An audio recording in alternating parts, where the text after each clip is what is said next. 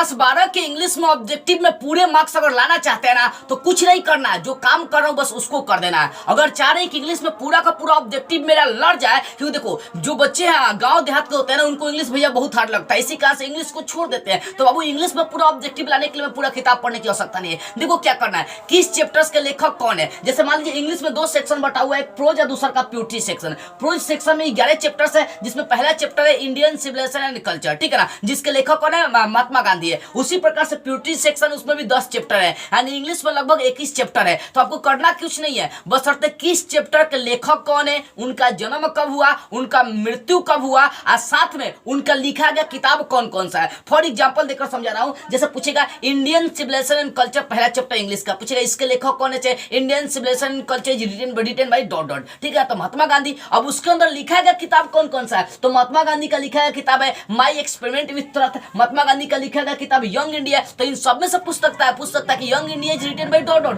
पूछ सकता है my experiment with truth is written by dot dot, ये सब पूछ सकता है। ये पूछेगा महात्मा गांधी का जन्म कब हुआ, महात्मा गांधी इज बोर्न, पूछ सकता है। या पूछ सकता है महात्मा गांधी की मृत्यु कब हुआ। तो भैया आपको बस कुछ नहीं करना है, इंग्लिश का जो चैप्टर्स है उस चैप्टर्स के लेखक का नाम, उस चैप्टर के लेखक का जन्म कब हुआ, मृत्यु कब हुआ, जन्म कहाँ हुआ है, और साथ में उनका कौन कौन सा लिखा गया किताब है, ठीक है ना। इन तीनों का लिंक दे दूंगा। देखो प्रोज सेक्शन में किस लेखक का किस चैप्टर का लेखक कौन, उनका जन्म मृत्यु कब हुआ, कहाँ हुआ, इसका लिंक डिस्क्रिप्शन में दे दूंगा। अब प्योरिटी सेक्शन का भी किस लेखक का जन्म मृत्यु कब कहाँ हुआ, इसका भी लिंक डिस्क्रिप्शन में दे दूंगा, इसको भी देख लीजिएगा। और साथ में किस लेखक का कौन कौन सा लिखा गया किताब है, जैसे इंडियन सिविलाइजेशन एंड कल्चर जो चैप्टर्स पढ़ना, उसके अंदर 2 और चैप्टर्स का नाम दिया है my experiment with truth young India. जैसे देख सकते हैं a bend in the Ganges distance drum Bombay wear, तीसरा चैप्टर जिसका नाम है ए पिंच ऑफ सनफ, जिसके लेखक मनोहर मालगुनकर जी है, ठीक है। तो उसके अंदर भी बहुत से किताब दिए, तो इसको याद कर लेना है